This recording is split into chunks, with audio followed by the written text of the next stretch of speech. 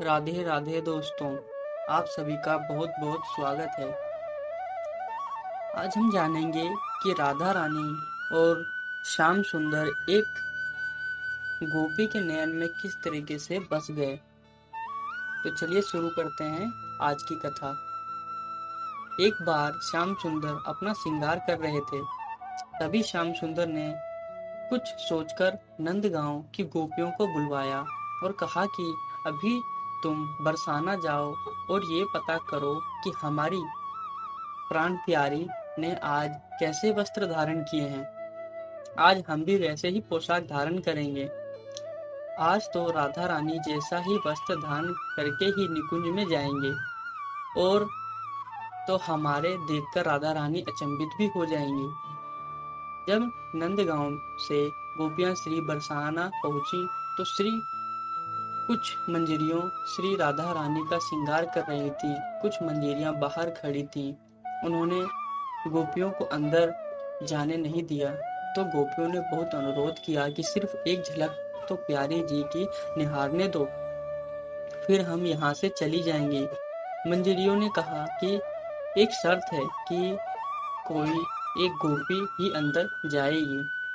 फिर एक गोपी अंदर श्री राधा रानी की झलक के दर्शन करने गई। गोपी बिना पलके झपकाए श्री राधे की झलक के दर्शन करती रही। फिर उस गोपी ने तुरंत अपने नेत्र बंद कर लिए और बंद नेत्रों से ही बाहर आकर दूसरी गोपी को कहा कि अरे सखी, जल्दी से मुझे नंदगांव ले चल। सभी सखियों ने वहां की पहले राधा रानी के श्रृंगार का वर्णन तो कर सखी। गोपी ने कहा कि पहले जल्दी से मुझे श्याम सुंदर के पास ले चलो, वहां पर ही मैं तुम्हें बताऊंगी।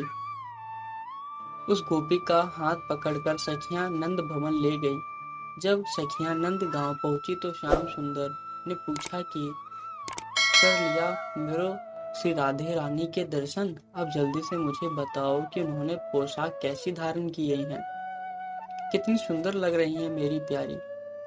तब गोपी ने कहा कि हमारी प्राण प्यारी श्री बड़े प्रेम से संभाल कर मेरे इस नेत्र में समाकर लाई हूँ।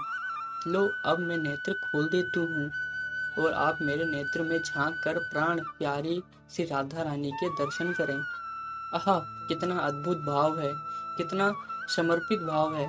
ऐसा अद्भुत और समर्पित भाव सिर्फ ब्रज की गोपिकाएं ही कर सकती हैं। तब श्याम सुंदर ने उस गोपी के नयन में झांका तो बरसाने में श्रृंगार करती हुई श्री राधा रानी दिखाई दी।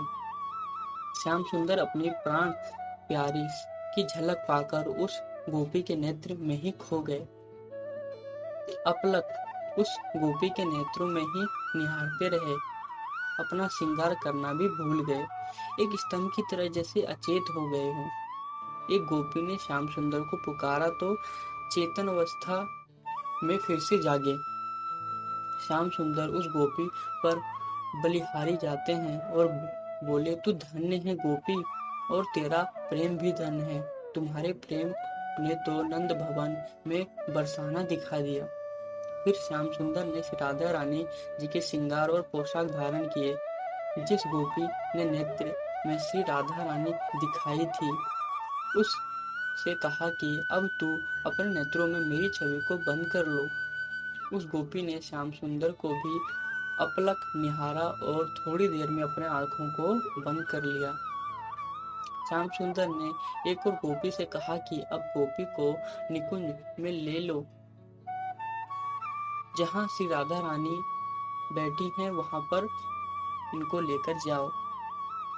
वो सखी उनका हाथ पकड़कर निकुंज में ले गई, जहां श्री राधा रानी श्याम सुंदर का इंतजार कर रही थी।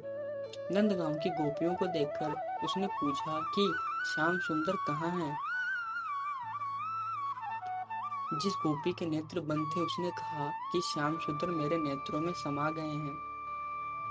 ऐसा कहकर जब गोपी ने अपने नेत्रों को जैसे ही खोला तो श्री राधा रानी भी उनके नेत्रों में झांककर अचंभित सी हो गईं।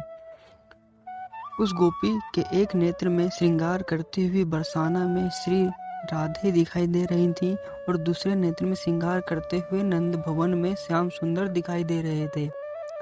उस गोपी के नेत्रों में प्रिया प्रियतम दोनों ही दिखाई दे रहे थे।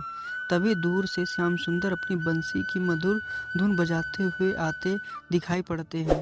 दोनों एक दूसरे को देखकर अचंभित हो रहे हैं, क्योंकि जैसा श्रृंगार उस गोपी ने श्रृंगार नेत्रों में दिखाया था, वैसे ही श्रृंगार दोनों ने किए हुए हैं। राधा जी उस गोपी को अपना हीरा जड़ित हार पहना देती हैं और आलिंगन करते हुए कहती हैं, तू धन्य है गोपी, और तेरा प्रेम भी धन्य है। तूने तो अपने नैनों में दोनों को ही बसा लिया, मुझे और अब श्याम सुंदर दोनों को ही बसा लिया अपने नैनों में। धन्य है। तो ये कथा आपको कैसी लगी आप कमेंट करके ज़रूर बताएं। तब तक के लिए राधे राधे।